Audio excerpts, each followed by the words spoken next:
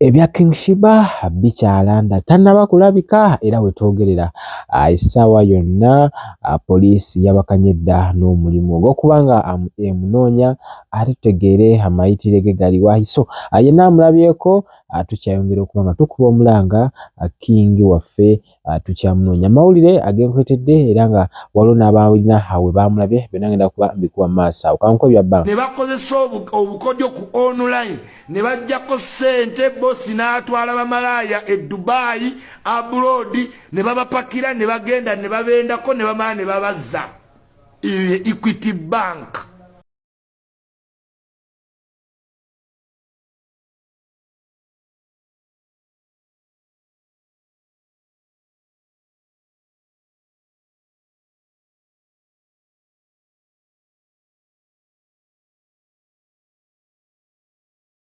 likinga video eno esobola okubanga etuuka ku muntu oyo gwina okubanga etuukako ayagala okumanya information entuufu subscribinga obanga tonaba kutoyongako wano ku Wonder Boy UG family ate tusobola okubanga ensonga tuziteekerawo ddala ne kibanga ekintu kino kitambulira ddala bulungi nnyo. King Sheebah atanaba kubanga alabika emaziga era nga embeera bambi ekyali akinyi kagobe ku side eno nti olw'ensonga bambi twagala okubanga tumanya King waffe aliwa ate lwaki nedda tugezaako okulaba nga tumuyitaayita mu nfoofofo tufefeta buli wamu tusuubira nti waali but ate tunaba kubanga tutuuka ku nkomekerero yakyo but hopefully embeera tujja kubanga tugikwasaganya era nga poliisi yabakanyedda n'omulimu ogw'okulaba nga imufuna tugezaako okubanga tukuba obusimu bitundu byonna bwe tusuubira wayinza okubanga ali but tunaba kubanga tutambuliriza ddala bungi naye nga kirunaajukiza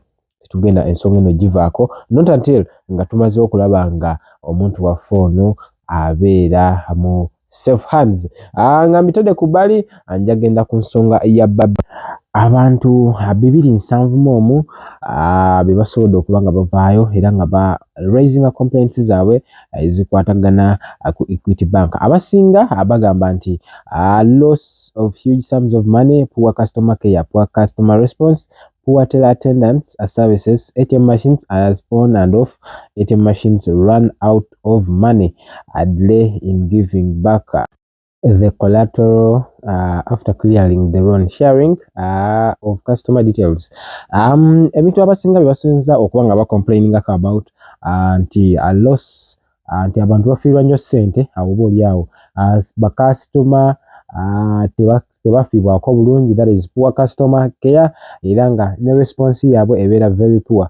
Okusinziira ku bantu abasinga engeri gye beemulugunyaamu bagamba nti ATM zaabwe zikalira nnyo. Osooka ku ATM n'osanga nga muganda wange tewali yadde akasente ku ATM asobola ati noba nga oviriddemu awo. Otuuka ku ATM nebeera ng'efudde nebeera nga tetegerekese bulungi. So abantu abasinga bagamba nti Equity Bank eno basharinga contacts zaabwe, basharinga information yaabwe oba oliawo eyandibadde ate yeetaagisa. So bintu bingi nnyo era ng'ensonga eno ya Equity Bank okusinziira ku Ibra Mukasa oyo no munnamawulire weewaawo ng'essaawa eno awangalira amitala w'amayanja naye ezo complaints zeyafunye era nange zenjagadde okubanga nshalingako nammwe abatulaba olunaku olwaleero mutegeere ensonga eno. So tugenda kuba nga tugivuga because ekute wansi ne waggulu wali ku internet.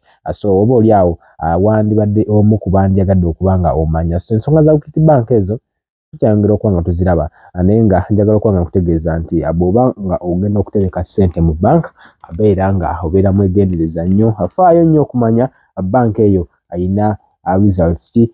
Kigambibwa abantu b'ebweru waliwo omukyala nayogeddeko naye ayina ensonga ziyampadde za Equity Bank azenkyayagala sooke tugguse ate oba oliawo nja kuzireeta nga akaseera katuuse okulaba nga buli kimu kiviirayo ddala. Omukyala oyo bank ye bagifreezinga oluvannyuma lw'okubanga yamala emyaka ogumu n'ekitundu Saudi Arabia eyo anaaba nga yakomawo wano nekibanga ekintu tekyategeeza kuba nga kitambula bulungi. Kyamala clarifyinga information eyo oba oliawo sandyagadde gidisclosinga n'omuntu yennyini yagimpadde before anything comes in. So embeera bwetyo bweri ku nsonga za Equity Bank. Omwami oyo bambi ate abadde musanyufu ayabadde okuba nga munyiikaavu nnyo miliyoni ze 10 agamba nti azaasobola okuba nga zigibwa ku account mu mbeera gy'atategeera. So that's why yavuddeyo n'obusungu obungi obwo okulaba nga Equity Bank eno agyambalira here and there. Bingi nnyo byesaagala kubanga mwogerera wabula nga nange njagala mukuweko ate obeere nga ensonga zino naawe ozewulirirako oba oliawo wandisobodde okubanga omanya before anything nga tonaba kubanga okozesa bank yonna. Kale kamukuwe ankone isma all access ate atubeere nga tutambula bwe tutyo. Equity Bank mwina omuntu gwe mwafera sente ba manager ne mugenda ku holiday Dubai ne mwenda mu sente za client. Equity Bank managing director ne bannabalala batano gawe muli awo waggulu awo n'obutaayi n'obugalubindi ntino simanyi muli ba banka. Muli ba banka mu byekiyaaye mujja sente z'abantu ku akawunti ne mupangisa bamalaya ne mubatwale Dubai ne mugenda ne mweyagala. Abo abakozi bali mu Equity Bank ba top boss bana bayina engeri gye bajja sente z'abantu ku akawunti ne bagenda batwala bamalaya ve kampani ne bagenda Dubai ne benda twala sente zo ku Equity Bank on your own risk. Yes, abantu basoma n'amanya kyasoma ng'agenda kiferera muli n'aba banka naye nga boss mubbi. Kati Equity Bank terikkiriya. Bantu bangi bandeetedde complain ate wootwalayo complain nga bakubuzaabuza yambuka kirira tetuliiwo nga basala amakoona naye ng'ogenda okwekkaanya nga sente z'abakirayant zibula ku akawunti zaabwe okuva mu Equity Bank. Equity Bank boss muyaye mufere balinga batano bafere sente z'omukazi ne bazijja ku akawunti bamutambuza buli bujulizi bwonna weebuli nti babba sente naye up to now bakyagumye kubanga baba n'abantu abanene mu poliisi baba n'abanene mu bitongole ebikuuma eddembe ebinaabawo obukuumi wadde nga poliisi yaffe nnungi naye tulinamu ba bad cops nga we nagambye ba bad cop abakolagana ne nuupu bagenda banoonya abalwadde mu malwaliro abakubwa booda nga babakuba ebifaananyi nga babatwale wa lubongeya nga babafuula ba victim ba politics kubanga buli muntu gwe bakwata wa $9 kasanvu ligo ekyo ino kitegera ya like ya don't eskia no actually straight twala sente zo mu Equity Bank on your own risk. Okutwala sente zo mu bank aziguzeemu ettaka lye bakaayanira asinga nziramu. Okutwala sente zo mu Equity Bank aguzeemu ettaka lye bakaayanirwa asinga.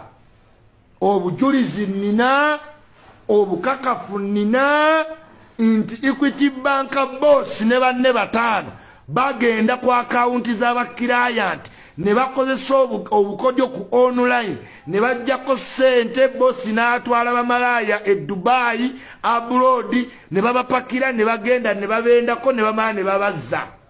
Equity Bank loud and clear tujja gibeerako wiiki namba mbabuulire engeri gye babba ba client mu Equity Bank. Ekyo be aware ichuli straight in ichuli alone you know. Ono customer naye mulaba bamubaka mu kitundu mumulaba laba omuntu gwe bampadde mbuntese tunula mu kamera boss bampadde ntese nowa security mbu yagenda okunyamba okuzaako sente zange mumulaba obalaba bwe batya kamera obalaba naye mukutwegayirira okola account mu bank eno boogera bulungi ndi wano ku head office Equity babo baneekweka baddukawo babo balaba baddukawo buddusi okiraba ekyo sente zange baneegayira bulungi okola account Equity Bank branch Kireka abalina okunyamba baddukawo buddusi yeno banka gye batwegayiriramu to opening up accounts. Okiraba sente ne babbamu bubba baba no badduka mubalaba yeno Equity Bank jendi mu head office babba milioni zange 10 baganye okunyamba baganye okuzaako sente zange babuza police bamanyi koti zibamanye misango miyitirivu. Okiraba ye Equity Bank era woba ina sente mu Equity Bank kino nkikugamba muna Uganda kwata sente zo ozijjemu gendo kwata sente zo ozijjemu babba milioni zange 10 bambuzabuza tebankubirangako simu neemu kamera bagidduka buddusi badduka buddusi ndozo balaba basembera oluggi ne badduka ye Equity Bank Uganda.